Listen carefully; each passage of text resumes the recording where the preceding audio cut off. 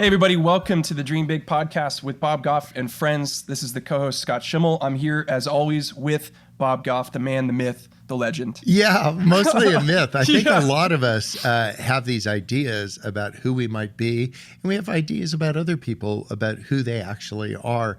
And I hope if you've been tracking with these podcasts, it's a time to pause and say, who am I actually? Yeah. And putting aside all the myths about us and the myths we've actually created about our lives, how do we actually take action in our lives? We have ambitions, we've looked for opportunities, we've cleared the paths, and now we're talking about taking action.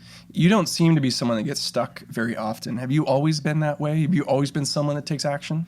I get kind of like silently stuck. Maybe you can relate to this if you're listening in. I have something and I feel like I'm spinning that puzzle piece, trying to figure out where does it go? Where does it go? Where does it go? But I'm not a guy that bails on a lot of things. And I think sometimes, tell me if you can relate to this, like people bail on their ambition because they spun the puzzle piece and they just couldn't find a place for it to fit. I'd say keep spinning. Give it a little bit of time. Put the puzzle piece to the side, build a little bit more of the puzzle, then spin it again. See if you got a place for it. Yeah. When someone comes to you and says, hey, I've got this dream, I've been stuck for years, like, how do you understand that? Is that hard for you to understand what gets them stuck? Yeah, sometimes it's actually easy to understand. And sometimes the people that will come actually know the answer. We're both, like as Patch Adams said, we're patient and physician, that we actually know what we're stuck. There was a woman that came to Dream Big, one of our live events. She'd had 27 operations on her foot. Is that crazy? I don't know what the injury was, but for years and years, her big ambition was to learn how to dance. 3 weeks before we got together, she cut her foot off. She surgically, she put a prosthetic on. She's like, I'm going to learn how to dance. I'm like, girl, I want the second dance right after your husband. Like that is somebody who's willing to take action. They said, I don't want to over-identify with whatever. You don't need to cut off a limb. What you need to do, it might be cutting away from some of the habits that you've had that are not serving you. I don't know if that's Breaking Bad or like whatever it is, but whatever habit is not serving this beautiful ambition that you've got, a God-given ambition placed in you uniquely. It's a different ambition than mine, as it should be. And to say, I'm not going to build consensus around this thing. I'm not going to wait for permission. I'm not going to watch for more green lights. I'm going to get this thing in the move. I'm not going to run it up the flagpole to see if anybody salutes. I'm running up the flagpole and say, you ought to salute. This is actually my ambition. This is my gift to the world. I'm going to take action on it. And what will hold you back is sometimes not knowing what's holding you back, because you just haven't gotten around to it. Most of us are relatively self-aware, but to do the deeper work to say, what's the thing that's holding me back? It might be a fear that you'll be rejected, or fear that you'll be misunderstood. Let me just blow the foam off the top. You're going to be misunderstood and you'll be rejected. It's going to happen. That doesn't Spoiler make alert. you the victim. It makes you a participant. And people who are ready to take action are ready to be participants. To say, I don't want to just be up in the stands anymore. I don't even know how to play rugby, but it would have something to do with being on the field and chasing wherever the ball was. And then when you find the ball, surround the ball.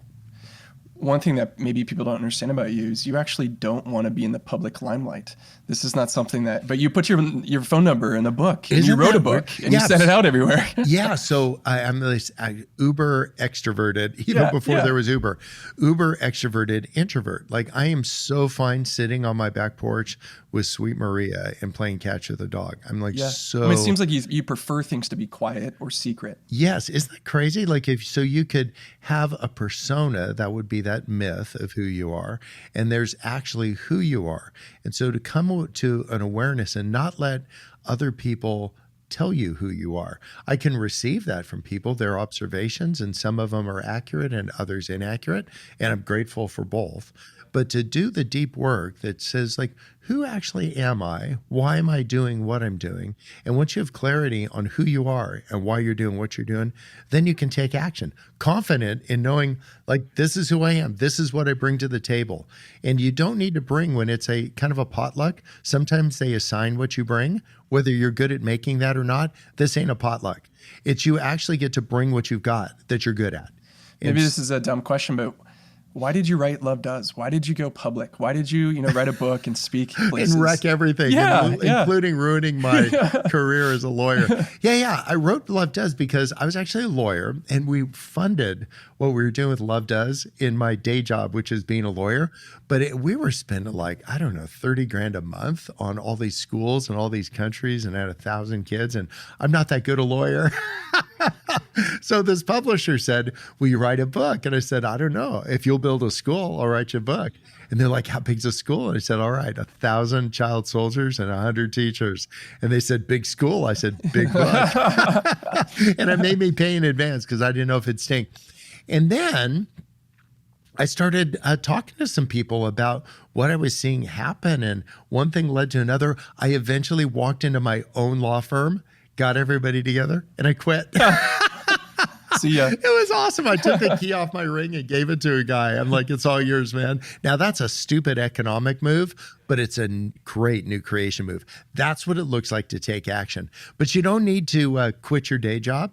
But what you could do is say, what are some of the things getting in the way? What are the impediments? I have some big ambitions. If you're listening, pause for a moment. Just name 3 or 4 of those ambitions. To say, am I looking for opportunities for those? Write those on a stick and put it on your driver's side window, whatever it is. But see this ambition in front of you.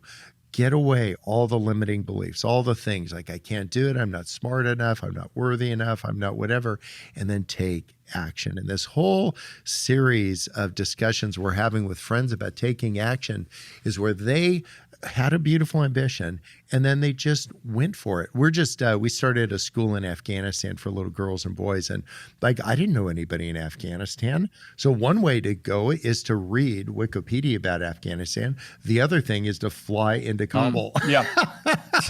One, you get shot. The other, you don't.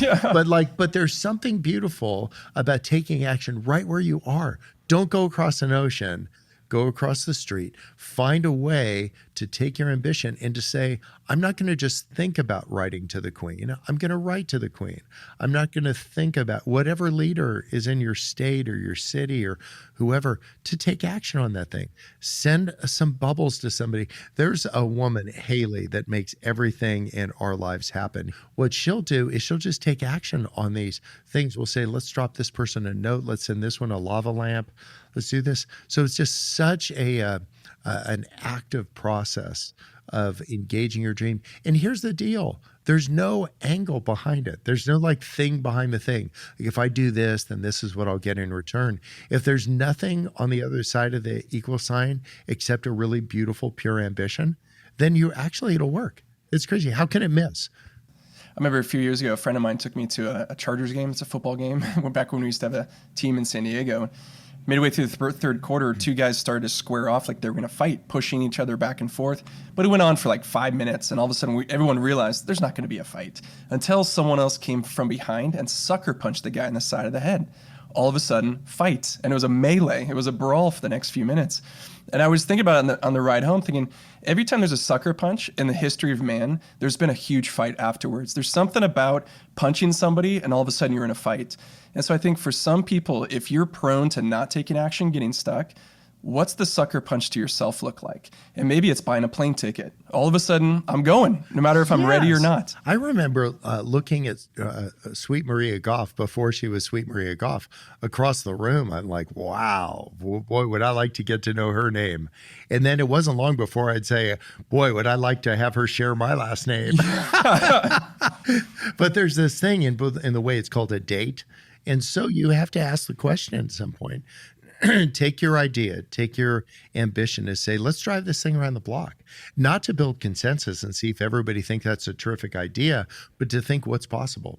Is there an opportunity where I can put together this and this and this?